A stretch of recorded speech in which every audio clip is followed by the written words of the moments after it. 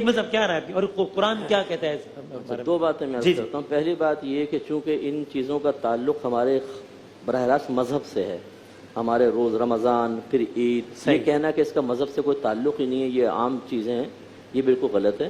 اور ہم نے دیکھا ہے کہ قوم مذہب کے معاملے میں مذہبی اشخاص پر ہی اعتماد رکھتی ہے. آپ زبردستی اس کے ذہن کو موڑ کر دیں کسی طرف، وہ الگ بات ہے. اور مذہبی لوگ بھی غلط ہو سکتے ہیں، ہر فیلڈ میں کالی بھیڑیں ہوتی ہیں، لیکن بہرحال مذہبی شخص پر پھر بھی اعتماد کیا جا سکتا ہے. آپ تو ماشاءاللہ پروگرام کرتے ہی ہیں، آپ کے سامنے بیٹھ کے کتنا سفید جھوٹ بول رہے ہوتے ہیں، اتنا غلیظ جھوٹ بول رہے ہوتے ہیں. ایسے لوگوں پر اعتماد کر کے دینی معاملات ان کے ہاتھ میں دے دینا، جب چاہیں کچھ کریں، جب چاہیں کیسے کریں، فرانسک رپورٹس بنا لیں الٹی سیدھی، جس کو چاہے مجرم بنوا دیں، جس کو چاہے باہر نکال دیں. کیسے اعتماد کیا جا سکتا ہے مذہب کے معاملے میں؟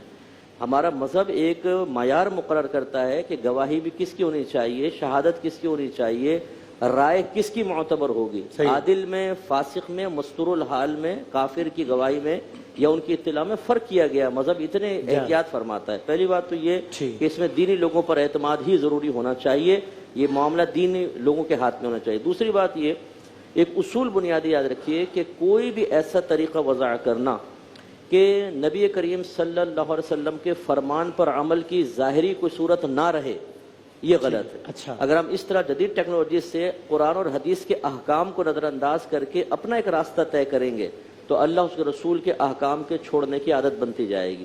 ہر شخص جس چیز میں چاہے گا کوئی نہ کوئی ٹیکنیکل چیز نکال کر اور وہ قرآن و حدیث کو چھوڑنا شروع کرے گا. میں سمجھنے کے لیے کہہ رہا ہوں کہ یہ بحث بہت ہے، تو اس میں اگر کوئی یہ کہے کہ جناب یہ تو دیکھیں پھر جدت پسندی سے روک رہے ہیں جی، اس زمانے میں ٹرانسپورٹیشن کی طریقہ اگر مختلف تھا، آج قطعی مختلف ہے، اگر ہم اس پر ہی رہ جائیں تو پھر ہم دنیا کے ساتھ چل نہ سکیں.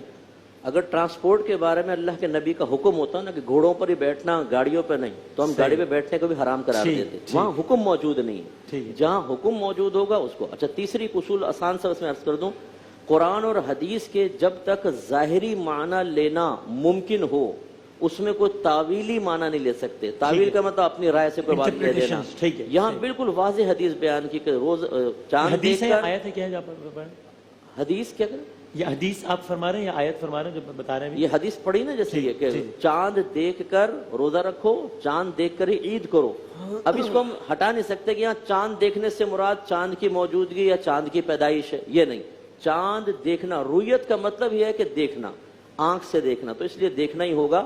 ہاں، جیسے اب آپ نے کہا کہ جدید ٹیکنالوجی سے فائدہ، تو سارے یہ کہہ رہے ہیں کہ اس کو ساتھ رکھیں، اور رویت ہلال کمیٹی ان سے مشاورت میں رہتی ہے، لیکن نبی کریم کے فرمان پر عمل کرنے کے لیے رویت ضروری ہے.